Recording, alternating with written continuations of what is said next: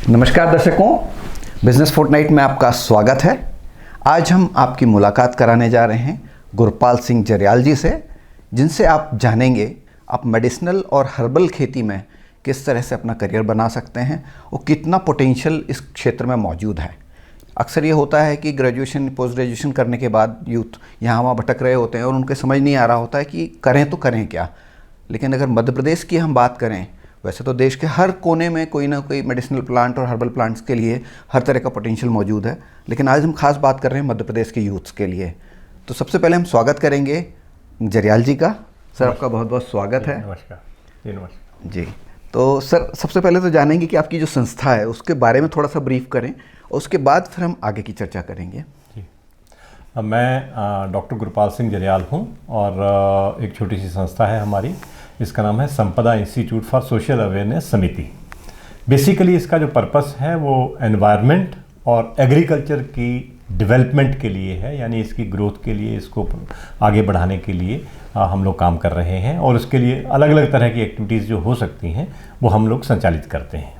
जी। और मैं थोड़ा सा आपको बताना चाहूँगा दर्शकों कि जरियाल साहब का बहुत लंबा एक्सपीरियंस इस क्षेत्र में है। पहले आप उद्यमिता विकास संस्थान के साथ भी एसोसिएटेड रह चुके हैं। इसके पूर्व भी बहुत सारी शासकीय और अर्धशासकीय संस्थाओं के साथ आपने काम किया है और आज उनके द्वारा ट्रेन किए हुए यूथ्स, मतलब आप अंदाज़ा लगा सकते हैं कि हेलीकॉप्टर जैसी चीज़ें मेंटेन कर रहे हैं और बहुत बड़ा कारोबार कर रहे हैं। आपने हज़ारों की संख्या में यूथ्स को गाइड किया है, ख़ास तौर से हर्बल और मेडिसिनल प्लांट्स की खेती के बारे में, और उनके बहुत सारे सफल स्टूडेंट्स पूरे देश में बड़ा बड़ा नाम कमा रहे हैं और उनसे आज हम मिल रहे हैं ताकि आपके लिए कुछ ऐसा कंटेंट हम बता सकें जिससे कि आप अपने सेल्फ एम्प्लॉयमेंट को लेकर के आगे बढ़ सकें। तो सर, हम जानना चाहेंगे जो मेडिसिनल और हर्बल प्रोडक्ट्स की खेती है या इसका बाज़ार के बारे में अगर हम बात करें, शुरुआत करें, तो मध्य प्रदेश को लेकर के कि क्या क्या यहाँ उगाया जा सकता है और उसका मार्केट पोटेंशियल किस तरह का है। जी। देखिए, मेडिसिनल एरोमेटिक की जब हम बात करते हैं तो औषधीय एवं सुगंधीय पौधे जी, इन दोनों को मिलाकर साथ में बात हम लोग करते हैं और इसमें जो अपॉर्चुनिटीज़ तो हर तरह की हैं, पर मुख्य रूप से जो अपन अभी जैसे आज हम युवाओं से बात कर रहे हैं तो उसमें दो तरह की अपॉर्चुनिटीज़ के ऊपर बात करेंगे हम लोग कि एक तो खेती में यानी उसकी कल्टीवेट करने में किस प्रकार की अपॉर्चुनिटीज़ हैं और दूसरी उसको प्रोसेस करने में, यानी उससे जो वैल्यू एडेड प्रोडक्ट्स हम लोग जो बनाते हैं उनमें किस प्रकार की अपॉर्चुनिटीज़ हैं। इन दोनों एस्पेक्ट्स को लेके हम लोग बात करेंगे, क्योंकि प्रोसेस करने के लिए ज़रूरी नहीं कि वो चीज़ मध्य प्रदेश में हो रही हो। कुछ ऐसी चीज़ें भी हो सकती हैं जो कुछ मध्य प्रदेश में हो रही हैं और कुछ हम बाहर से लाकर उनके लिए अपनी जो प्रोसेसिंग की यूनिट है उसको सफलतापूर्वक चला सकते हैं। और बात अल्टीमेटली हर्बल और मेडिसिनल प्लांट्स की कल्टीवेशन और प्रोसेसिंग की ही है। जी। तो सर, इसमें शुरुआत करेंगे यहाँ से कि जो प्रोडक्ट्स की बात कर रहे हैं या प्रोड्यूस की हम बात कर रहे हैं, तो मध्य प्रदेश की जो क्लाइमेट है उनमें क्या कुछ उगाया जा सकता है और किन किन तरह के पौधे या हर्बल प्लांट्स की आप बात करेंगे जो कि यहाँ सुविधाजनक तरीके से चल सकते हैं, जो चलाए जा सकते हैं। जी जी जी। देखिए, जब हम कल्टीवेशन की बात करते हैं तो हम लोग मेनली 4 एस्पेक्ट्स के ऊपर देखते हैं। सबसे पहले कि हमारे यहाँ का क्लाइमेट जो है जी, उसमें क्या क्या हो सकता है। दूसरी चीज़ जो हम बात करते हैं हमारे यहाँ की मिट्टी। तो मिट्टी तो आप लोग जानते हैं कि अलग अलग एरियाज़ में हमारे यहाँ के मध्य प्रदेश में अलग अलग तरह की मिट्टियाँ हैं। जैसे मालवा की एरिया की मिट्टी अलग है, बीच में बुंदेलखंड एरिया जो है उसकी मिट्टी अलग है और बाकी जोन्स की मिट्टी के ऊपर डिपेंड करेगा कि किस प्रकार की चीज़ों को हम लोग यहाँ कल्टीवेट करवाएंगे या करेंगे। और तीसरा जो बात करते हैं हम लोग कि हमारी व्यवस्थाएँ कैसी हैं। व्यवस्थाएँ मतलब ये है कि आपके पास क्या क्या साधन हैं, क्या आपके पास पानी है, क्या आपके पास बिजली की व्यवस्था है या आपके पास लेबर की व्यवस्था है, ये वाली बात है। और चौथी चीज़ है मंडी, कि आप उसको मार्केट कहाँ करेंगे अपनी चीज़ को, वो भी एक देखने की चीज़ है। और एक और जो इसके साथ साथ में चीज़ देखी जाती है वो ये है कि क्या उसकी इकोनॉमिक्स कितनी आती है, यानी क्या वो हमारी ट्रेडिशनल एग्रीकल्चर जो हम लोग करते हैं, जैसे गेहूं करते हैं या सरसों उगाते हैं या कोई दूसरी चीज़ उगाते हैं, तो क्या ये चीज़ उससे ज़्यादा हमको पैसा देगी। क्योंकि हम तभी करेंगे क्योंकि इसमें और भी एस्पेक्ट्स इन्वॉल्व हैं, तो वही तभी हम करेंगे कि अगर वो हमको ज़्यादा फायदेमंद दिखेगी तो। तब ये 5 एस्पेक्ट्स को लेके हम किसी भी औषधीय पौधे के बारे में सोचते हैं या उसकी बात हम करते हैं, उसकी कल्टीवेशन की। जी। अब जहाँ तक दूसरा, ये पहले एस्पेक्ट की बात हुई बेसिस की, और उसके बाद में जो चीज़ें हमारे यहाँ इन 5 एस्पेक्ट्स को देखते हुए की जा सकती हैं उनमें जो 5-6 पौधे जो ज़्यादा वाइबल हैं हमारे यहाँ की, जिनमें इन 5 एस्पेक्ट्स को ध्यान में रखा गया है, उनमें एक तो है सबसे पहले सर्पगंधा। इसके ऊपर थोड़ी सी बात अपन बाद में करेंगे। एक तो सर्पगंधा है। दूसरा पौधा जो हमारे यहाँ सफलतापूर्वक हो रहा है वो है स्टीविया। स्टीविया के बाद में तीसरा पौधा जो हमारे यहाँ लोग कर रहे हैं या सफलतापूर्वक कर रहे हैं वो है अश्वगंधा। फिर इसके बाद में बड़े प्लांट्स में आता है मोरिंगा या सहजना। उसके बाद में आता है आंवला, और उसके बाद में आता है जो बड़े साइज़ का बेल होता है या बेलपत्र जिसको बोलते हैं, वो वाला भी हमारे यहाँ पे अच्छा होता है। फिर एक और औषधीय पौधा है जिसको बोलते हैं कोलियस फोर्सकोलाई, वो भी हमारे यहाँ बड़ी सफलतापूर्वक किया जा सकता है। तो अगर इन 5 एस्पेक्ट्स को, यानी जलवायु को, हमारे यहाँ की व्यवस्थाओं को, मार्केट को, इकोनॉमिक्स को अगर देखें और मिट्टी को देखें, तो ये 6-7 तरह के पौधे हैं जो कि मध्य प्रदेश में बहुत सफलतापूर्वक किए जा सकते हैं। जी, तो सर अब इसके बाद चलेंगे, जैसे कि आपने बताया है कि 5 से 6 तरह की प्रजातियां ऐसी हैं जो यहाँ की क्लाइमेट के हिसाब से बेस्ट सूटेबल हैं। तो आपने जैसा कहा कि इनके बारे में हम थोड़ा आगे बताएंगे, तो हम चाहते हैं कि हम पहले ही जान लें उनके बारे में कि इनके जो मार्केट किस तरह का है और इनका जो कंजम्पशन है वो कहाँ होता है। बिल्कुल सही। सबसे पहले हम सर्पगंधा की बात करते हैं। सर्पगंधा बेसिकली जो है ये इसका यूज़ जो है, ये 1.5 साल की फसल होती है, यानी एक बार अपन लगाते हैं तो 1.5 साल के बाद उसको उखाड़ लेते हैं जी। तो ये वन टाइम क्रॉप है। ये 1.5 साल में एक बार उखाड़ेंगे, उसके बाद दोबारा फिर वो लगाएंगे उसको, या फिर उसके कुछ जो अंश हैं वो ज़मीन में रह जाते हैं, तो लगभग 25% तो अपने को दोबारा ही रीजनरेटेड मिल जाता है। 75% ही हमको लगाना पड़ता है। बहुत फ़ायदेमंद क्रॉप है ये। और ये जो लगाते हैं इसको बीज से लगाते हैं, इसको कलम से भी लगा सकते हैं। मध्य प्रदेश में जहाँ पर भी आपके पास में थोड़ी ऐसी ज़मीन हो जो कि थोड़ी भुरभुरी हो, नरम हो, हल्की ब्लैक कॉटन जिसको सॉइल बोलते हैं, उस सारी ज़मीनों में इसको किया जा सकता सफलतापूर्वक। आज मध्य प्रदेश में हर कोने में, चाहे वो इंदौर वाला मालवा रीजन हो, मध्य भोपाल रीजन हो, या इवन रतलाम वाला रीजन हो, इन सब एरिया में इसको बड़ी सफलतापूर्वक किया जा रहा है। मैंने बताया आपको 1.5 साल की फसल है, और 1 एकड़ में अगर हम इसकी खेती करते हैं तो अपने को लगभग 1 से लेके 2 किलो तक बीज लगता है। मैं 1 किलो से 2 किलो बीज की इसलिए बात करता हूं कि क्योंकि अभी आपको बीज मिलेगा किसानों से, और किसान कई बार क्या होता है कि अध पका बीज तोड़ लेते हैं, तो उसके जनरेशन की प्रॉब्लम हो सकती है। तो अगर पूरी तरह पका हुआ हो, काला वाला बीज जिसको अपन बोलते हैं, अगर वो वाला बीज है आपके पास तो 1 किलो से काम हो जाएगा। अदरवाइज अपने को 2 किलो बीज की ज़रूरत उसमें पड़ेगी। लगाने का जो समय है वो करीब अप्रैल मई का महीना है, जब हम हम नर्सरी बनाते हैं। तो जब पौधे हमारे 45 दिन के हो जाते हैं तो हम इसको खेत में ट्रांसप्लांट कर देते हैं। इसके बीच में कोई दूसरी क्रॉप आप बड़ी आसानी से ले सकते हैं। आप उसके बीच में गेहूं उगा सकते हैं, आप उसको गन्ने के बीच में भी ले सकते हैं जब गन्ना थोड़ा छोटा होगा आपके यहाँ का, या बड़े पौधे भी हों तो उनके बीच में भी इसको लगाया जा सकता है। इवन फॉरेस्ट डिपार्टमेंट इसको एग्रो फॉरेस्ट्री के रूप में भी, यानी बड़े पौधों टीक वगैरह के बीच में भी इसको उगाता है। अब दिसंबर के महीने के बाद में इसके जो पत्ते हैं वो झड़ने लगते हैं। कई बार झड़ते हैं, कई बार नहीं भी झड़ते कुछ क्लाइमेट कंडीशंस में। उसके बाद में जब 1.5 साल का आपकी फसल हो जाती है, यानी अभी आपने मई में लगाया, तो अगले साल अक्टूबर के महीने में हम इस पूरे पौधे को उखाड़ लेते हैं। जड़ें इसकी ज़मीन में करीब करीब 40 से 45 सेंटीमीटर तक, यानी 1 से 1.5 फीट तक नीचे चली जाती हैं, और सब सॉइलर का यूज़ करके या कुदाली वगैरह का यूज़ करके आप उसको उखाड़ सकते हैं। उखाड़ने के बाद उसकी जड़ों को और ऊपर वाले पोर्शन को अलग कर देते हैं और काट के उसको रख लेते हैं।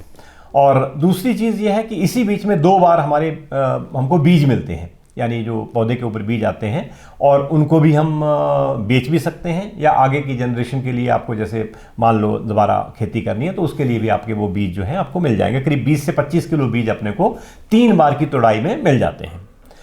जहाँ तक प्रोडक्शन का सवाल है, जैसे 1.5 साल के बाद आपने निकाला तो आपको करीब 6 से लेके 8 क्विंटल तक सूखी जड़ें मिल जाती हैं। जड़ इसकी भारी होती है थोड़ी, जब आप देखेंगे तो ऐसे लगता है कि जैसे लोहे जैसी जड़ है। लोहे जैसी तो नहीं, पर लोहे थोड़ी हल्की माने उसको, पर वैसे मतलब आसान, मतलब उसको बोले कि हल्की जड़ नहीं होती, थोड़ी भारी जड़ होती है। मतलब 1 एकड़ का आप बता रहे हैं? 1 एकड़ में यानी 45,000 वर्ग फीट में करीब 6 से 8 क्विंटल आपको जड़ मिल जाती है जी।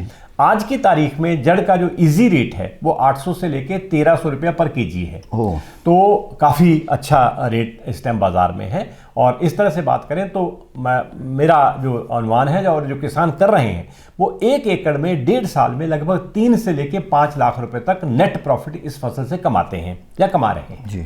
और कमा सकते हैं इजीली आप। ये इस फसल के बारे में जो है वो मोटी बात है। तो ये तो इसके साथ साथ अश्वगंधा बीज भी आपको मिल जाएगा और बीज भी आपको बिक्री के काम में आ सकते हैं और अपने काम में भी ला सकते हैं जी। तो ये सर्पगंधा के बारे में है। सर्पगंधा। हाँ, जहां तक यूजेज आपने बात की उसको मेरे को सबसे पहले यूजेज बता देने चाहिए थे। इसका सबसे अच्छा यूज है ब्लड प्रेशर के लिए, और ये हाई ब्लड प्रेशर के लिए इसकी जड़ जो है वो बहुत ही अच्छी है।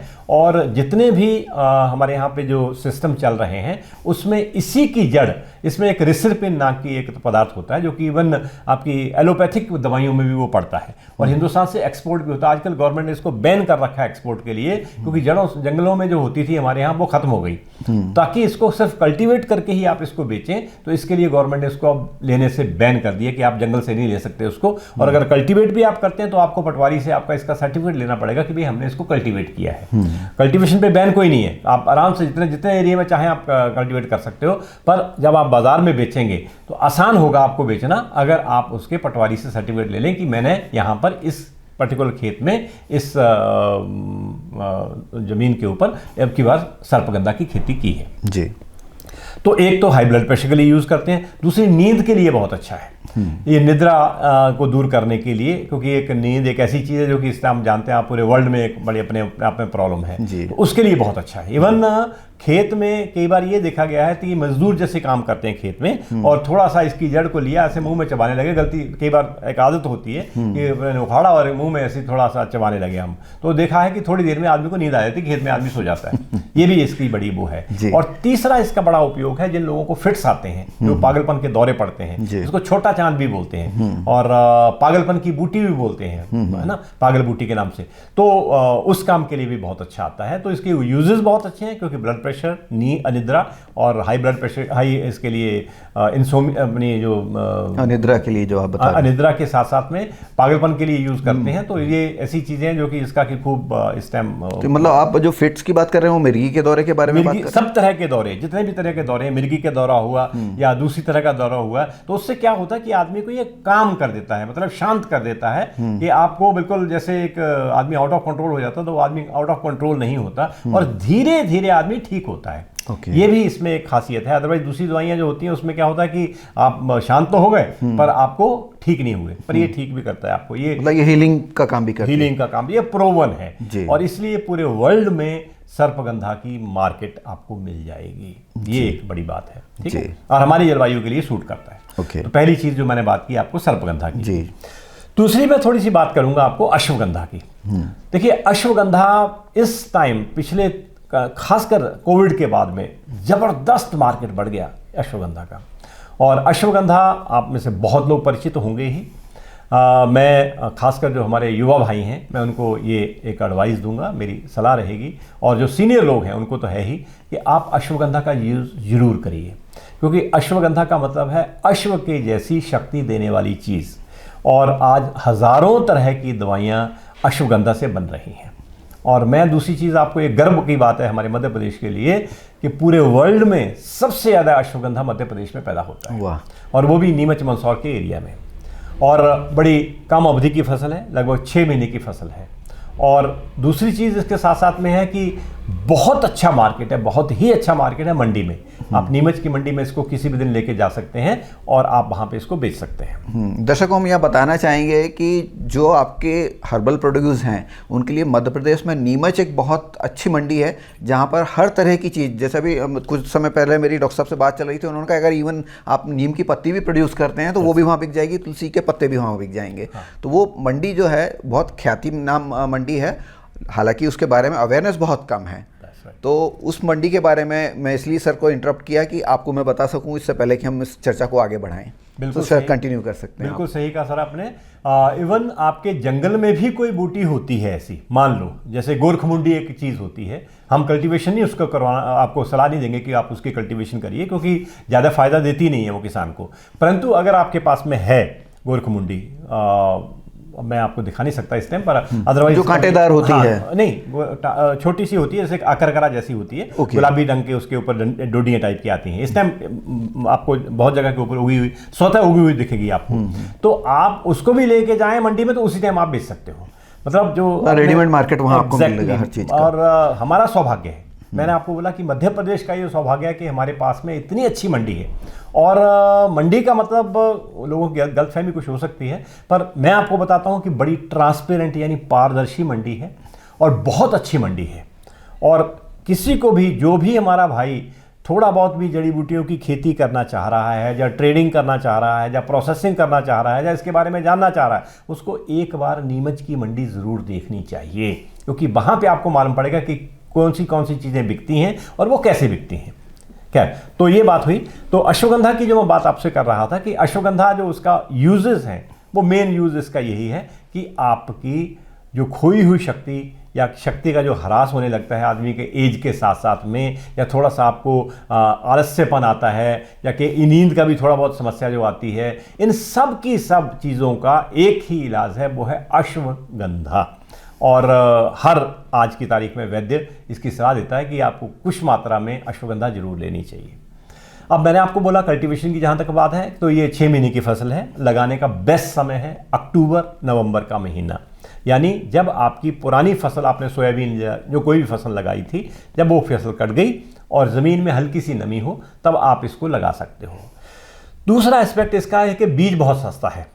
सोनी साहब मुझसे बात कर रहे थे कि अगर किसी के पास साधन कम है तो क्या करें, और तो मैं आपको बताऊं भाई साहब कि बहुत ही कम खर्चे में आप इस फसल को कर सकते हो, और बहुत ही हल्की ज़मीन के ऊपर आप इसको कर सकते हो। इसको बहुत ज़्यादा उपजाऊ, या जिसको बोलेंगे कि बहुत बढ़िया क्वालिटी की ज़मीन आपको नहीं चाहिए। और 1 एकड़ में लगते हैं 5 किलो बीज, और बीज का जो रेट है मंडी का रेट, यानी जो नॉर्मल फसल जो दूसरी इसकी वैरायटी है वो 50 रुपया केजी है, यानी 250 रुपये का बीज आएगा।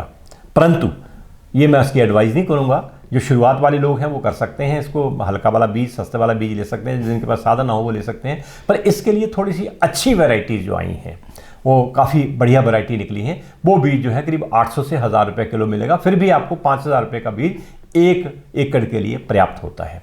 और कोई बहुत ज़्यादा वो नहीं करना, आपने जैसे सोयाबीन की फसल काटी, उसके बाद सिंपल हल चलाया आपने, और उसके बाद छट्टा पद्धति से आप इसके बीज को बो दीजिए और ऊपर उसके पाटा लगा दीजिए।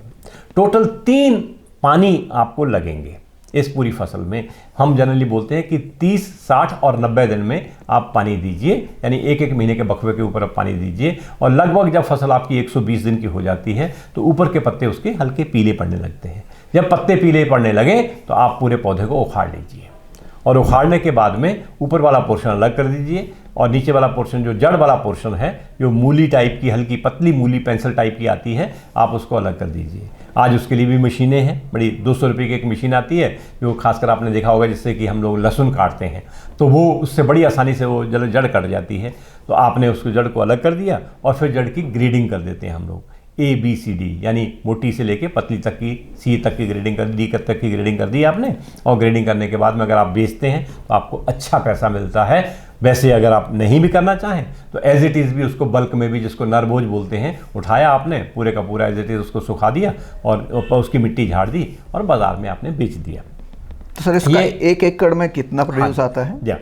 देखिए, इसमें जो पुरानी, जो मैंने आपको 50 किलो वाली बात की, उसमें 1 से लेके 2 क्विंटल पर एकड़ में जड़ आएगी आपको जी। पर जो नई वाली जो वैरायटीज़ हैं, जो मैंने आपको बोला, एक सिम पुष्टि करके एक है, लखनऊ की संस्था है, उन्होंने एक निकाली है, और पुष्टि ही इस टाइम बहुत सबसे ज़्यादा चल रही है। उसमें रिपोर्टेड ये है कि 7 से लेके 8 क्विंटल तक आपको उसमें से जड़ आ जाती है, और लगभग रेट जो है बाज़ार का, जो डिपेंड करता है कि आप किस तरह की जड़ आपके यहाँ प्रोड्यूस हुई है।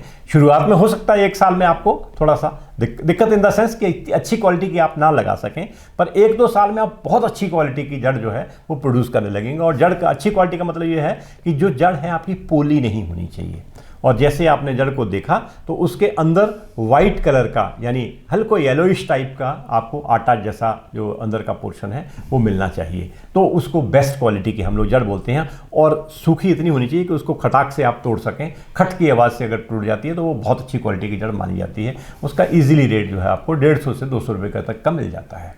और अगर मान लो 7 से 8 क्विंटल करते हैं और अपने को 150 रुपया उसका रेट मिल जाता तो लगभग 1 लाख रुपए से ज़्यादा का आपका टर्नओवर होता है।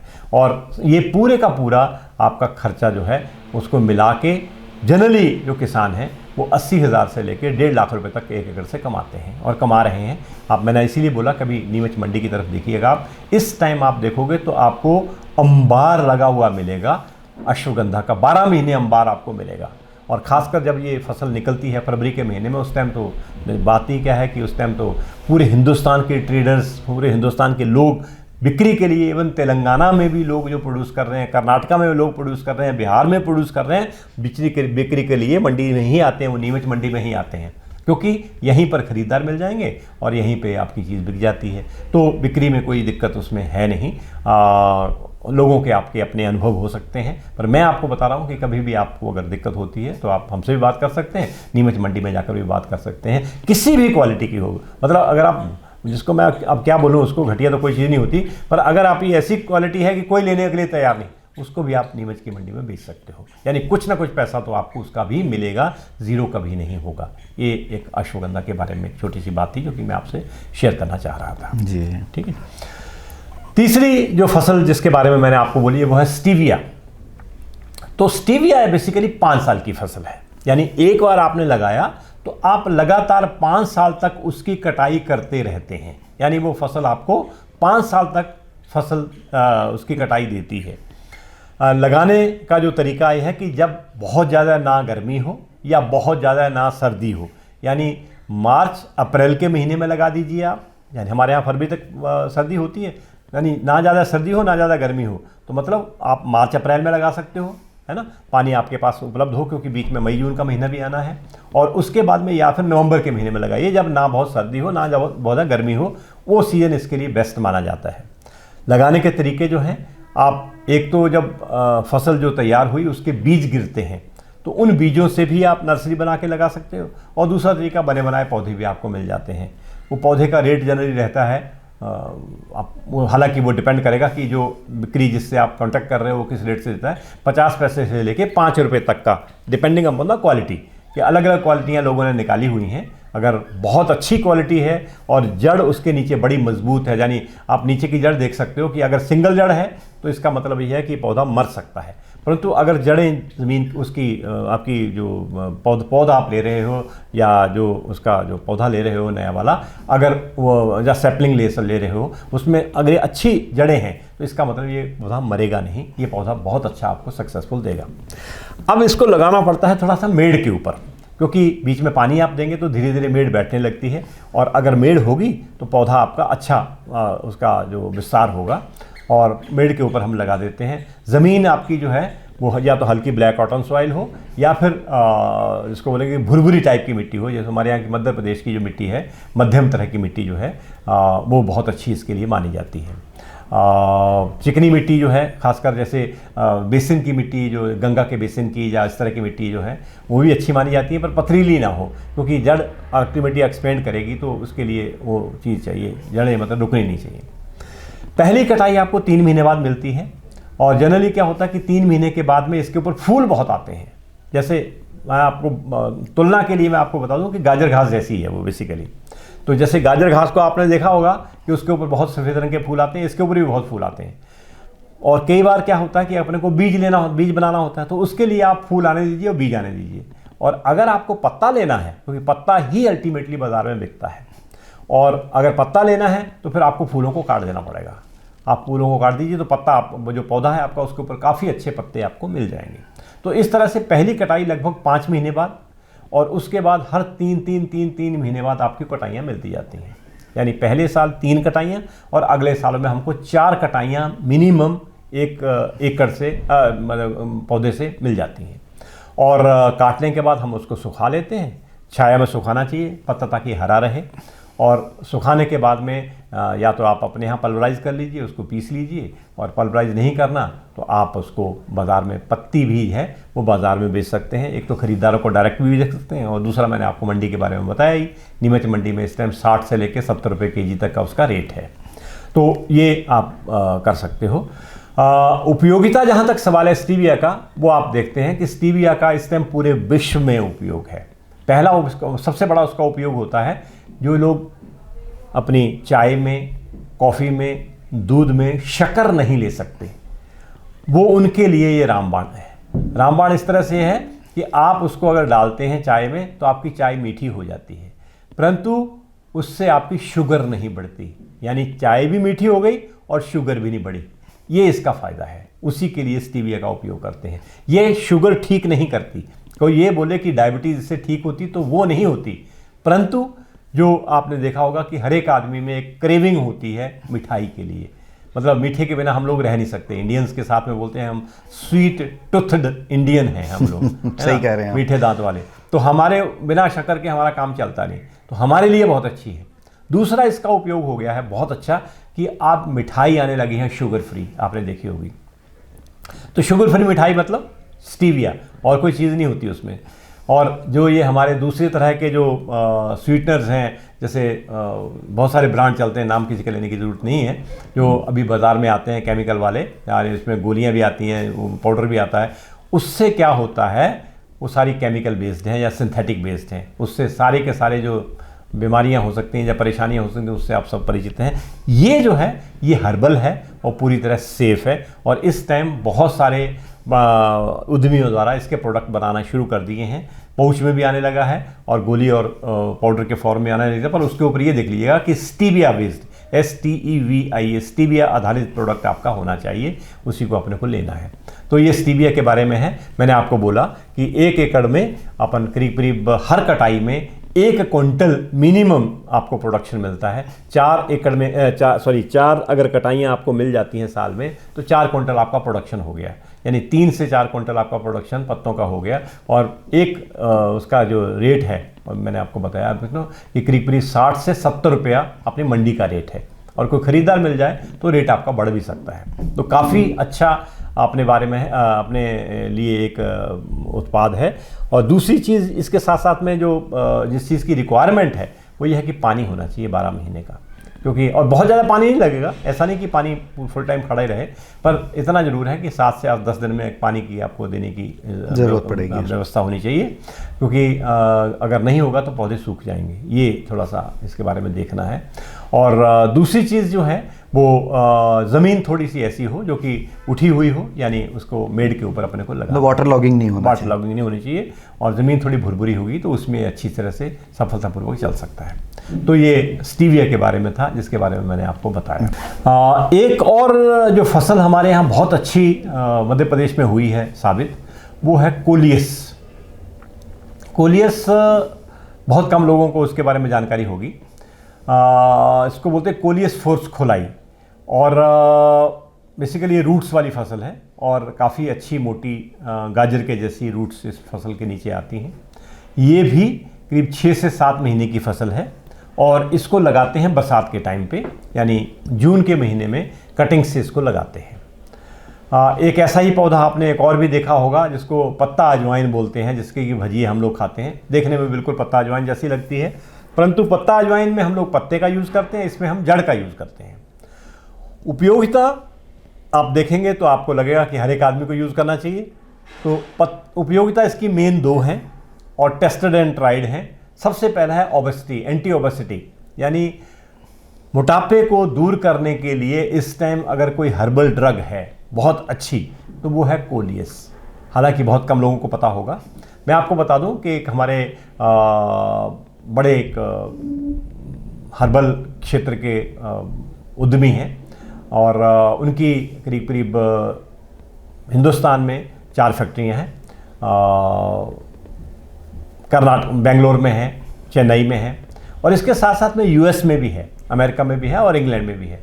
और उनके यहाँ वो स्लिमिंग टैबलेट्स इसकी बनाते हैं। तो आप ये देखिएगा कि वो इसके ऊपर आधारित जो चीज़ है वो इवन अमेरिका और इंग्लैंड में भी वो बना रहे हैं और वहाँ पे बेच रहे हैं। तो वहाँ के जो यूएस ड्रग एडमिनिस्ट्रेशन ने अगर उसको परमिशन दी है तो नेचुरली है कि उस चीज़ में दम तो होगा। जी, यूएस एफडीए बहुत सख्त माना जाता है जी बिल्कुल। और अगर उससे अप्रूवल है किसी प्रोडक्ट का तो उसको वर्ल्ड वाइड रिकग्निशन मिला हुआ है और उसको कहीं भी बेचा जा सकता है, मतलब मेरी जहाँ तक जानकारी है। बिल्कुल सही है, और हिंदुस्तान में भी है। तो वो है कोलियस फोर्स का। दूसरा ये है कि जो जिनको हार्ट की प्रॉब्लम होती है वो आप जानते हैं कि खून को पतला करने के लिए दवाई लेते हैं और लेनी ही पड़ती है। उससे थोड़ी सी दिक्कतें क्या होती हैं धीरे धीरे खून को पतला करने वाली के उससे, क्योंकि सिंथेटिक दवाइयां हैं इस टाइम खून को पतला करने वाली, तो उससे दूसरी तरह की और परेशानियां हो जाती है। अगर धीमे से हल्का सा उनके ऊपर नाखून भी लग गया तो उसमें खून निकलने लगता है। ये थोड़ी सी ज़्यादा देर तक जब आप स्लिमिंग टैबलेट लेते हैं, ये थिनर्स लेते हैं तो ये आपको दिक्कतें आ जाती हैं। तो पर इससे जो है ये सेफ़ है।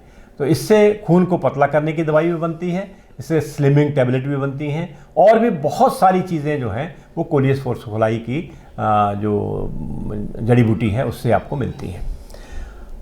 थोड़ी सी एक प्रिकॉशन ये रखना है इसमें कि इसका जो सबसे बड़ा मार्केट है वो है चेन्नई और बेंगलोर। इसको नॉर्थ तरफ में बहुत कम लोग जानते हैं कि नॉर्थ तरफ में इसका मार्केट बहुत कम है। और जैसे मैंने आपको बताया कि जो इस टाइम जो लीडिंग हमारे यहाँ के जो इसके जो प्रोसेसर हैं वो चेन्नई और बेंगलोर बेस्ड हैं। सेमी लैब्स के नाम से एक कंपनी है बहुत बड़ी जो कि इसकी स्लिमिंग टैबलेट्स बनाती है यहाँ पर भी और फॉरेन में भी। तो मैक्सिमम मार्केट इसका जो है वो चेन्नई में और बेंगलोर में है। खैर, इसको लगाने का समय जो है, और हमारे यहाँ क्लाइमेट में बहुत अच्छी होती है, बहुत सारे किसानों ने इसकी कर भी रहे हैं और बहुत सारे पहले भी बहुत सारे किसान इसकी खेती कर चुके हैं। लगाने का समय मैंने आपको बोला कि बरसात के समय थोड़ा सा पहले, यानी मई जून के महीने में जैसे हमारे यहाँ मानसून शुरू होती है उस टाइम हम लगा देते हैं कलम से इसको, और उसके बाद में नेचुरली ये पौधा बढ़ता है, फलता, मतलब इसके ऊपर नीले रंग के फूल आते हैं, उनको भी हम तोड़ देते हैं फूलों को, ताकि फूलों में उसका जो पोषण है वो फूलों में ना जाए और हमारी जड़ को ही ज़्यादा पोषण मिले। और लगाने के लिए हमको थोड़ी सी जैसे मेड जैसी चीज़ बनानी पड़ेगी ताकि जो उसकी जो गाजर जैसी जड़ है वो लगभग 1 से 1.5 फुट तक ज़मीन में चली जाती है। तो वो उसका ध्यान अपने को रखना है, कम से कम 1 फुट तो होगी ही मिनिमम हो। और फिर उसके बाद फरवरी महीने में उसको उखाड़ लेते हैं। उखाड़ने के बाद उसको छोटे पीसेस में काट लेते हैं। पीरियड कितना बताया सर आपने? 6 महीने के। 6 महीने में, यानी बरसात में अपने लगाया, बरसात में मीन्स मई जून में लगाया। और मैं इसलिए बोलता हूँ कि अपन दिसंबर, वैसे तो दिसंबर में पूरे 6 महीने हो जाते हैं, पर दिसंबर में हम जनरली निकालते नहीं। दिसंबर में एक थोड़ी सी दिक्कत क्या होती है, कई बार मावठा गिरता है तो उसकी जड़ें होती थोड़ी मजबूत व मोटी, तो उसको अगर हम काट के बाहर लगा देते हैं जो हमारे पुराने भाव मिलते हैं तो सूखती नहीं है। तो सूखे वो तो फरवरी के बाद में मौसम लगभग साफ रहता है। तो आपने काटा, उसको काटने के बाद बीच में चीरा लगा दिया और पूरे उसमें फैला दिए, तो फिर जड़ें आपकी 3-4 दिन में सूख जाती हैं बढ़िया। उसमें एक अदरक के जैसी स्मेल आती है उसकी जड़ों में। और काटने के बाद में आप इसमें जैसे चाफ कटर होता है, जो कुट्टी मशीन होती है, उससे भी काट सकते हैं और किसी हाथ से भी, डंगा से वगैरह से, गंडासे वगैरह से भी काट सकते हैं। और फिर उसको बोरी में भर के हम बेच देते हैं। लोग बाईबैक भी करते हैं। साउथ की बहुत सारी कंपनियां हैं जो आपसे बाईबैक भी करती हैं। हाँ, आपको उनके लिए कांटेक्ट जरूर करना पड़ेगा कि भाई मैंने इतने एरिया में उगाई है और मैं इसको बेचना चाहता हूँ। और तो मतलब उसको नीमच में नहीं बेचा जा सकता ना, वो नीमच में चली जाएगी, मतलब बिक्री हो जाएगी, पर वो रेट आपको नहीं मिल पाएगा जो साउथ में मिलता है। मैंने डायरेक्ट आप कंपनी से बात करेंगे। मैक्सिमम मार्केट उसका जो है चेन्नई और बेंगलोर में है जी, है ना। और पैसा आपको अच्छा देती हैं, 7 से 8 क्विंटल आ जाती है, मतलब 1 एकड़ में। और 7 से 8 क्विंटल का मतलब ये हुआ कि इस टाइम रेट जो है उसका वो 200 प्लस में चला जाता है, इससे ज़्यादा भी मिल सकता है। और जब आप कंपनी से डायरेक्ट कॉन्टैक्ट, किसी बड़ी कंपनी से अच्छा कॉन्टैक्ट कर लेती हैं और आपकी जड़ें जो हैं अच्छी सॉलिड अगर होती हैं तो आप बिल्कुल आसानी से उसको बेच सकते हो बाज़ार में। बिक्री में कोई दिक्कत नहीं है, पर यह ज़रूर है कि एक हम जनरली बात करते हैं, आप किसान को सिर्फ किसान ही नहीं करना है, एंटरप्रेन्योर भी बनना है जी। तो एंटरप्रेन्योर का मतलब ये है कि भाई आगे पीछे भी थोड़ा घूमिए, देखिए कहाँ क्या हो रहा है। अगर हम ये इसी पे आश्रित करते रहेंगे कि उठाया आपने और मंडी में बेच दिया तो वो उससे काम ज़्यादा चलेगा नहीं, है ना। अगर आपको पैसा कमाना है, ज़्यादा पैसा कमाना है और नेचुरली है कि आगे ग्रोथ भी करनी है, तो आपको थोड़ा खरीदारों से भी कांटेक्ट करना पड़ेगा जी। तो इन वे डॉक्टर साहब ये कहना चाह रहे हैं कि आप थोड़ा गांव की दुनिया से भी बाहर निकलिए, बाहरी दुनिया को भी देखिए और मार्केट वहां जाकर के एक्सप्लोर कीजिए, ताकि आपको नई पॉसिबिलिटीज़ के बारे में पता चले। और जो आपकी ट्रेडिशनल खेती है आप उसको भी कंटिन्यू कर सकते हैं, लेकिन अलॉन्ग विद ट्रेडिशनल खेती आप अगर इसको भी करते हैं तो आपको एक एडिशनल इनकम मिलती है। जी। एक और फसल जो आप ने सुनी होगी या आपके हो सकता है आसपास में कोई कर भी रहा होगा, वो है सफ़ेद मूसली। सफ़ेद मूसली मध्य प्रदेश की ही फसल है। मध्य प्रदेश में ही ज़्यादा इसको पॉपुलैरिटी मिली, और मध्य प्रदेश के साथ में महाराष्ट्र और गुजरात में भी काफ़ी लोग इसकी खेती अभी भी कर रहे हैं। हमारे यहाँ पे मालवा एरिया में बहुत सारे किसान हैं जो कि इसकी खेती करके जिन्होंने बहुत अच्छा पैसा बनाया है और अभी भी बना रहे हैं। और ये एक ऐसी फसल है जो कि हमारे हिसाब से किसानों को चाहे थोड़े एरिया में करें, शुरुआत में आपको करनी चाहिए, और शुरुआत में थोड़े एरिया में ही करनी चाहिए। सफ़ेद मूसली जो है ये भी शक्तिवर्धक है, और गल्फ़ कंट्रीज़ में इसका बहुत बड़ा मार्केट है। इसके साथ साथ में हमारे यहाँ के जो आपने देखा होगा बहुत सारी जो प्रोटीन बेस्ड प्रोडक्ट इस टाइम बाज़ार में आ रहे हैं, मसल्स वगैरह बनाने के लिए, शक्ति बढ़ाने के लिए और बाकी सब चीज़ों के लिए, उनके लिए भी इसका उपयोग करते हैं। और ख़ासकर मैंने बताया गल्फ़ कंट्रीज़ में तो पौरुषत्व बढ़ाने के लिए भी इसका बहुत यूज़ करते हैं। इवन लेडीज़ के लिए भी इसके बड़े उपयोग हैं, क्योंकि उसका जो जैसे बेसिक कॉन्सेप्ट ये है कि किसी भी प्रकार की वीकनेस अगर आप में आ रही है तो आप सफ़ेद मूसली का यूज़ करिए। वो वीकनेस जो है जब बच्चा बढ़ता है तो उस तरह की भी हो सकती है, आदमी की जब उम्र बढ़ती है तब भी हो सकता है, लेडीज़ जब की जब डिलीवरी वगैरह होती है, इवन जो हमारे यहाँ पुराने टाइम पे डिलीवरी के बाद में जो लड्डू दिया करते थे लेडीज़ को, उसमें भी सफ़ेद मूसली एक ज़रूरी अंश के रूप में होती थी। अब सफ़ेद मूसली हमारे यहाँ बाज़ार में दो तरह की होती है। एक तो जंगल से आती है। तो जंगल में क्या होता है कि जैसे बरसात आती है तो सफ़ेद मूसली हमको दिखना शुरू हो जाती है जंगल में। तो लोग क्या करते हैं कि उसको भाई जिसको दिखी उसने उखाड़ी, उखाड़ने के बाद उसने उसको जैसे भी करके सुखाई, क्योंकि बरसात में सूखती भी नहीं है। तो वो एक कच्ची पक्की टाइप की मूसली होती है, जो कि काले रंग की मूसली आपको बाज़ार में मिलेगी, जो आपको 300-400 रुपये किलो में मिल जाती है। परंतु जो लोग खेती करते हैं वो उसको क्या करते हैं, वो उसको उस टाइम नहीं निकालते। लगाने का समय तो उसका सीधा सीधा है बरसात के टाइम पे, और लगाते उसको मेड़ के ऊपर है, और उखाड़ने का जो उसका समय होता है वो होता है जनवरी फरवरी में। वैसे सितंबर अक्टूबर के महीने में इसके पत्ते ऊपर के जो है सूख जाते हैं, तो उस टाइम आप बड़ी आसानी से इसको उखाड़ सकते हैं। परंतु तो लगभग ये भी 6 महीने की फसल है। हाँ, पर उस टाइम उखाड़ेंगे नहीं, उखाड़ेंगे नहीं, क्योंकि एक कॉमन एक आयुर्वेद का सिद्धांत है कि पौधों में या जो खासकर जो कंदमूल वाली फसलें या कंदीय फसलें हैं, उनमें जो एक्टिव कंटेंट है, जैसे आपने देखा होगा अदरक हुआ या इवन अपनी हल्दी हुई या इस तरह की चीज़ें हैं, इनमें जो एक्टिव कंटेंट है वो तब ज़्यादा होते हैं जब ये काफ़ी समय तक ज़मीन में रहती है, और सर्दी के समय पे वो कंटेंट ज़्यादा इसमें पनपते हैं। तो इसमें भी यही है कि उसको सर्दी के टाइम पे अपने निकालना, अपने को फरवरी के टाइम पे उसको निकालना है।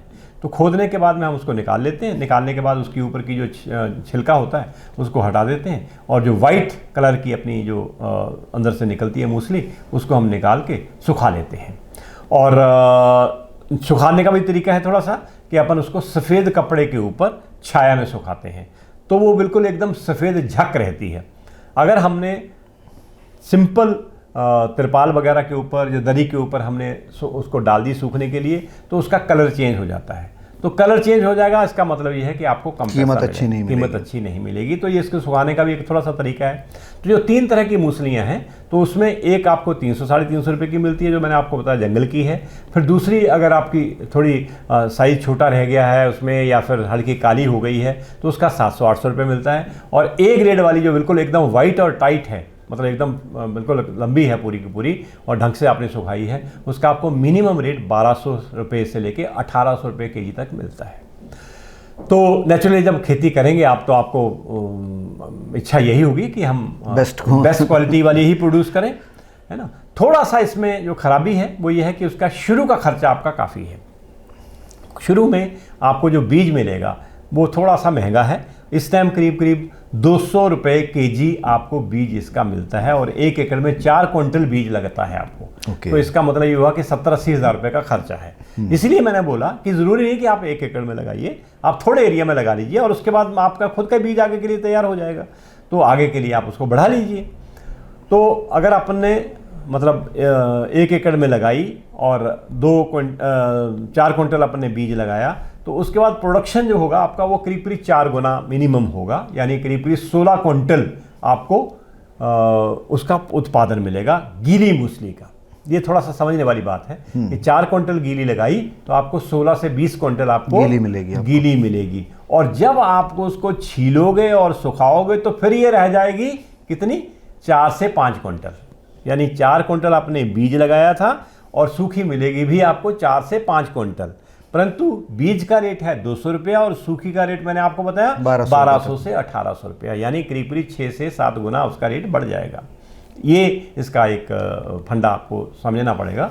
और इस तरह से अगर अपन करते हैं इसको तो काफ़ी अच्छा फ़ायदा हमको ये फसल देती है। और इसका भी सेम तरह का सिस्टम है, मंडी में बिक जाएगा आपको या जहाँ भी चाहें आप बेच सकते हैं। और इस टाइम तो नेचुरली आयुर्वेद वाले बहुत इसके बारे में जानते हैं और किसी भी आयुर्वेद फिजिशियन से भी बात कर सकते हो आप। और बहुत सारे ट्रेडर्स भी हैं जो कि सफ़ेद मूसली को खरीदते हैं। तो सफ़ेद मूसली भी एक अच्छी फसल है मध्य प्रदेश के हिसाब से, जिसको कि आप सफलतापूर्वक कर सकते हैं।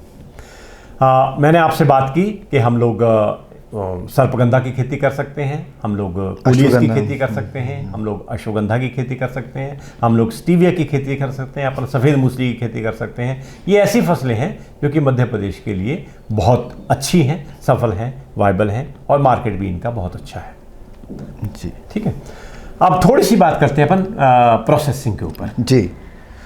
ये तो रही कल्टीवेशन की बात। अब बहुत सारे युवा हैं जिनके पास या तो ज़मीन नहीं है, ज़मीन की मतलब यानी खेती के लायक ज़मीन नहीं है, या खेती में ज़्यादा इंटरेस्ट नहीं है, या व्यवस्थाएं नहीं हैं, तो वो क्या करें? तो वो औषधीय पौधों की प्रोसेसिंग में बहुत अच्छा काम कर सकते हैं। प्रोसेसिंग का मतलब ये है कि ज़रूरी नहीं कि आप उगाइए और साथ में उसकी प्रोसेसिंग करिए तो बहुत ही अच्छी बात है, परंतु ज़रूरी नहीं कि आप खेती ही करिए, आप सिर्फ प्रोसेसिंग में भी जा सकते हो। प्रोसेसिंग में जो 5-7 यूनिट बड़े अच्छे अपने यहाँ चल सकते हैं। इसमें सबसे पहला है पाउडर बनाने का काम, यानी ये जितनी भी जड़ी बूटियों की हमने बात की, चाहे वो अश्वगंधा हो, चाहे सफ़ेद मूसली हो, चाहे स्टीविया हो, चाहे गुड़मार हो, चाहे कोई और जड़ी बूटी हो, चाहे मोरिंगा के पत्ते हो, ये पाउडर फॉर्म में बिकता है, आप जानते होंगे, या हल्दी भी है, ये पाउडर फॉर्म में बिकता है। इन सब के लिए बहुत ही कम खर्चे में आप लोग काम कर सकते हो। एक तो सबसे पहले आपको लगेगा पल्वराइज़र जिसको बोलते हैं, एक छोटा पल्वराइज़र लीजिए और पल्वराइज़र 9 हॉर्स पावर का आपने पल्वराइज़र लिया और उसके बाद में उसने आपने पाउडर बनाया। उसका पाउडर बनाने के बाद में फिर उसकी जो छनाई है उसके लिए आपको एक छनाई की मशीन लगेगी और एक वेइंग स्केल लगेगा। टोटल मिला के अगर बात करें तो 1.5 से 2 लाख रुपए की मशीनें आपको लगेंगी। और ये पाउडर का जो प्लांट है ये बहुत अच्छा हो सकता है। इस टाइम आप बाज़ार में देखेंगे, भोपाल बाज़ार में या इंदौर बाज़ार में कम से कम हर जगह के ऊपर 8-8, 10-10 ऐसे एंटरप्रेन्योर हैं जो सिर्फ पाउडर का काम कर रहे हैं, यानी वो पाउडर उत्पादित करके ही बाज़ार में बेच रहे हैं और बहुत अच्छा लाभ कमा रहे हैं। आप ये देखिए कि अश्वगंधा जो है, इसका जो सबसे मैंने आपको लोअर प्राइस की बात की, वो आपको 100-150 रुपये में बाज़ार में बड़ी आसानी से मिल जाएगा। और अश्वगंधा का जो पाउडर है उसका मिनिमम रेट, मिनिमम की बात कर रहा हूँ, 600 रुपये से स्टार्ट होगा। 600 रुपये से लेके 1000 रुपये तक आपको पाउडर मिलेगा। अगर उसका वेस्टेज और बाकी सब चीज़ें ये सब निकाल लें, सारी खर्चे निकाल दें, तो कम से कम उसमें आपके जड़ी बूटी की बजाय, यानी अश्वगंधा की लकड़ी जो उसका जो जड़ें हैं उसकी तुलना में करीब 3 से 4 गुना आपको नेट प्रॉफिट ज़्यादा है। सेम स्टीविया के बारे में है, सेम सब चीज़ों के बारे में है। तो पाउडर अगर बनाते हैं तो ये, और घरेलू लेवल के ऊपर आप इसको स्थापित कर सकते हैं। मैं आपको बताऊं, हमारे यहाँ के कुछ ऐसे एंटरप्रेन्योर हैं सर जो कि मिक्सी से पाउडर बना रहे हैं। वाह। मिक्सी से पाउडर बनाया घर में ही, और एक जो होती है आपने देखी हुई एक मशीन होती है जो कि पाउच को पैक करने वाली, वो मशीन आती है 200-250 रुपए की, उससे उसको आप पाउच करके वो पाउच बना के बाजार में बेच रहे हैं और अच्छा बाजार में बेच रहे हैं। लोगों को उसको ज़्यादा पसंद कर रहे हैं, उनको ये लगता है कि यार ये ओरिजिनल है।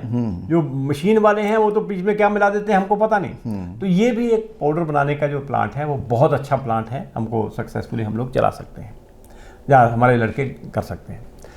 दूसरा एक बहुत अच्छा प्लान जो हमारे यहाँ है, जो मैं बहुत सारे लोगों को सजेस्ट करता हूँ, वो है नीम जो अपन जानते हैं, नीम की जो निमोली होती है, इससे तेल बनाने का, नीम का तेल निकालने का एक कन्नौज की संस्था है, उन्होंने FFDC, उन्होंने एक सर्वे किया था आज से कुछ समय पहले।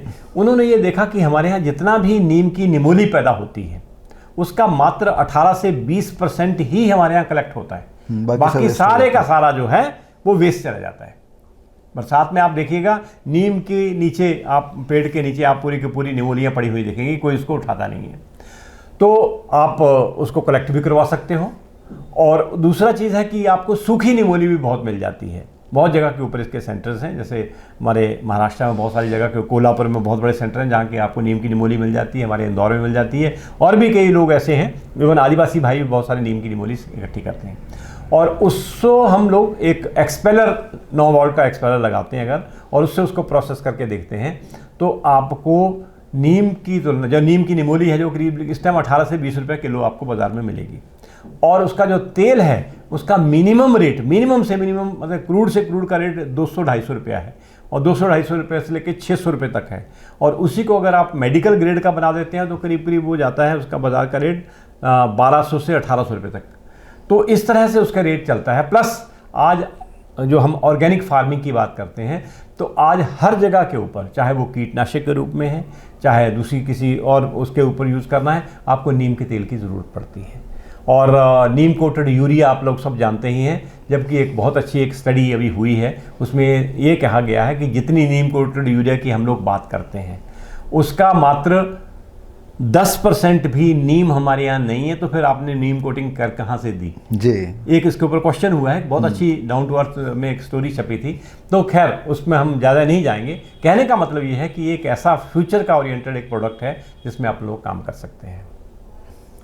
तीसरा, हमारे यहाँ आंवले बहुत अच्छे होते हैं, और आंवले हमारे यहाँ दोनों तरह के हैं, जंगली आंवले भी हैं, छोटी साइज़ के भी, और अब किसानों ने बड़े लेवल के बड़े जो साइज़ वाले आंवले जिसमें NA7 NA10 है, जो कि बिल्कुल अमरूद के जैसे आपको दिखेंगे, काफ़ी बड़े उसका जो साइज़ होता है वो आपने देखे होंगे बाज़ार में, उसका प्रोसेसिंग भी बहुत अच्छी है।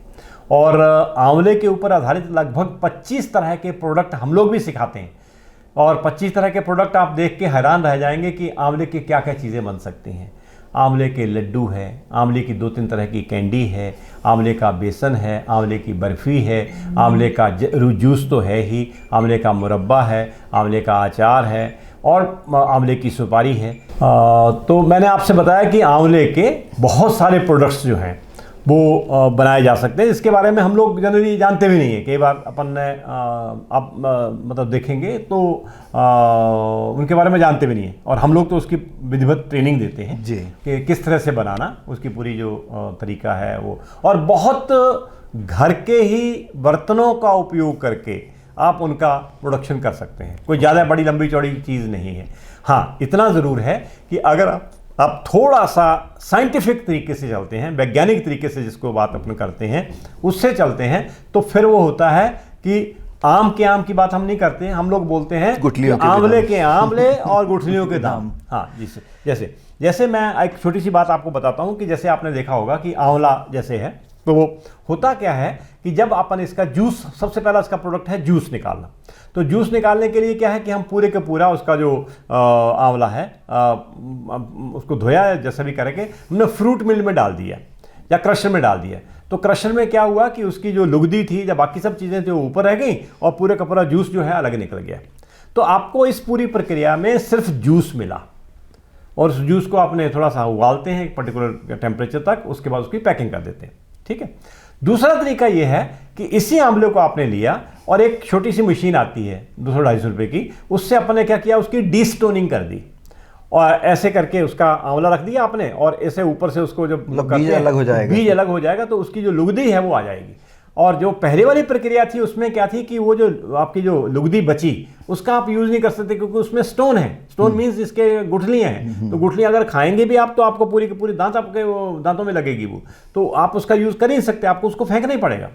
पर इस प्रक्रिया में अपन ने क्या किया कि डीस्टोनिंग कर दी। डीस्टोनिंग के बाद में जो आपको आंवला मिला, आपने उसको क्रश करिए जैसा फ्रूट मिल पे किया, तो एक तो आपको मिल गई, जूस मिल गया उसका। दूसरा जो उसकी जो आपकी जो लुगदी बची उससे आपने लड्डू बना लिए, उसका एक लड्डू बनाने की प्रक्रिया है आंवले का लड्डू। आप खासकर जैसे दीपावली है, नए साल पे लोग बहुत पसंद करते हैं आंवले के लड्डू, तो वो आपने बना लिए, या उसकी बर्फी बना ली, तो वो आपको एक दूसरी चीज़ मिल गई। तीसरी चीज़ जो इसके जो बचे हैं बीज, बीजों का बहुत अच्छा मार्केट है, क्योंकि आयुर्वेद में आंवले के बीजों से बहुत सारे प्रोडक्ट बनते हैं। तो आपने क्या किया कि एक तो आंवले से अपने जूस बना लिया, दूसरा आपने आंवले से लड्डू बना लिए, और तीसरे आपने बीज भी बाजार में बेच दिए। तो इस तरह से आपको अगर अपन चलते हैं तो उससे आपको वही वाली बात कि आंवले के आंवले और गुठलियों के दाम आपको मिल गए। तो इस तरह के 25-30 तरह के प्रोडक्ट्स अपन से आंवले से बना सकते हैं जी। हाँ, हम काफ़ी समय से इसके ऊपर बात कर रहे हैं लोगों से, कुछ यूनिट स्टार्ट भी हुए हैं। अभी हर्बल मेला भोपाल में था, तो वहाँ पे हमारे एक एंटरप्रेनर हैं शिवेंद्र सिंह, उन्होंने एक स्टॉल भी लगाई थी अपनी। पर जनरली देखा गया है कि जब भी ऐसे मेले होते हैं तो जो स्टॉल्स आप देखोगे वहाँ पे आंवले के प्रोडक्ट्स के खासकर, क्योंकि आंवले का मुरब्बा लोगों को बड़ा भाता है, और भी कई चीज़ें हैं। एक आंवले की चटनी बनाते हैं हम लोग, चटनी साहब इतनी अच्छी है, या उसको आप बोल सकते हो कि आंवले का जैम, वो हल्का थोड़ा सा मसालेदार होता है, और बच्चों को इतना भाता है कि इवन स्कूल में जाते हैं जब बच्चे, तो बोलते हैं कि ब्रेड के ऊपर साहब आंवले का हमको जाम लगा दीजिए। तो वो आपको पौष्टिक तो है ही, आंवला तो आप जानते हो अमृत फल बोलते हैं, आंवले से अच्छी कोई चीज़ है ही नहीं। तो आंवला का पौष्टिक मिल गया आपको, साथ में आपका बच्चे के लिए भी वो चीज़ मिल गई, तो उस तरह का मार्केट उसका बहुत अच्छा बन जाता है जी। तो आप यहाँ देखोगे किसी भी मेले में, या इवन जो आपने जैसे सेंटर्स हैं, जैसे अपन यहाँ इंदौर जाते हैं या कुछ जगह पे, तो जितने भी स्टॉल लगे हैं वहाँ पे आंवले के, वो हमारे मध्य प्रदेश के किसी के नहीं है, वो या तो राजस्थान वालों के हैं या यूपी वालों के, प्रतापगढ़ वालों के। तो भाई हम यहाँ क्यों नहीं कर सकते, जबकि सबसे ज़्यादा आंवला यहीं हो रहा है। बस सिर्फ ये अवेयरनेस की चीज़ है, और ऐसा नहीं है कि आंवला मतलब साल भर नहीं मिल सकता, आंवला पूरा साल मिल जाता है। सर, जैसे आपका ये जैम वाले प्रोडक्ट का आपने बताया था, इसमें मैं ये जानना चाहूँगा कि जो एज़ कम्पेयर टू जो मार्केट में दूसरे तरह के जैम मिल रहे हैं, और अगर हम आंवला जैम यूथ्स को सजेस्ट कर रहे हैं, तो प्राइसिंग वाइज कितना अंतर है उसमें? बहुत बढ़िया प्रश्न आपने किया सर।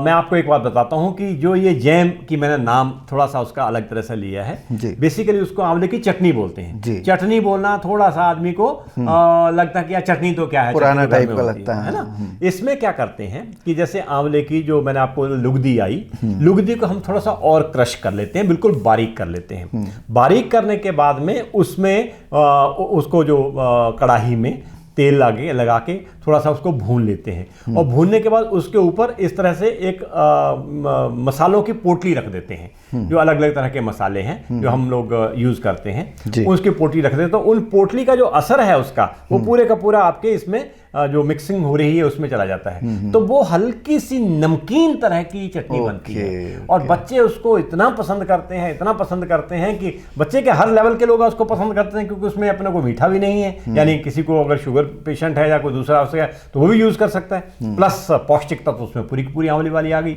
और कॉस्ट वाइज की मैं बात करूं तो जो बाजार में अगर आपका 100 रुपये का केजी, 100 रुपये का एक नॉर्मल बात करें हम उसकी चटनी की या जैम की, तो ये पड़ेगा आपको 20 रुपये में। इतना अंतर है, मतलब 80 और 100 का अंतर है। तो ये एक ऐसा प्रोडक्ट है लोग बहुत पसंद करते हैं, और दूसरे आंवले के जो अचार बनते हैं वो भी कम से कम 8-10 तरह के अचार बनते हैं। पर ये जरूर है कि आप उसका किस तरह से प्रेजेंटेशन करते हैं, कितनी साइंटिफिक तरीके से उसको प्रोड्यूस करते हैं, और किस तरह से लोगों तक उस चीज़ को पहुंचाते हैं, उसके ऊपर बहुत डिपेंड करता है कि आप किस तरह से प्रोडक्ट में। तो खैर, कहने के लिए मैंने ये कहना चाह रहा था कि आंवला हमारे यहाँ जो प्रोसेसिंग हो सकती है वो बहुत अच्छा एक साधन हो सकता है आजीविका का। और दूसरी चीज़ जो है, एक प्रश्न हमारे जो युवाओं का होता है वो ये है कि आंवला तो साल 6 महीने की फसल है, या अपने को 4 महीने 5 महीने मिलता है, फरवरी मार्च के बाद में आंवला कहाँ मिलता है। तो ये बिल्कुल धारणा टोटली गलत है। आंवला आप 12 महीने रख सकते हो। कैसे रख सकते हो? एक बड़ा सिंपल तरीका है। ड्रम लीजिए आप, और उन ड्रम में आंवला भर दीजिए, पानी भर दीजिए, और उस पानी को आप हर 7 दिन के बाद चेंज करते रहो।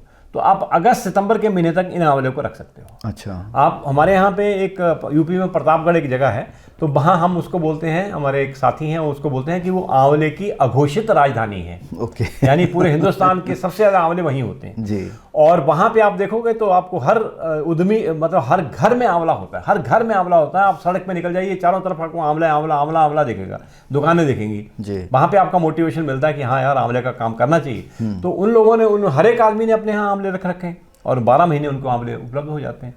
और जब आपको ऑर्डर मिलता है तो उस तरह से आप प्रोसेस करते रहिए, उसको बाजार में चलाते रहिए। जी।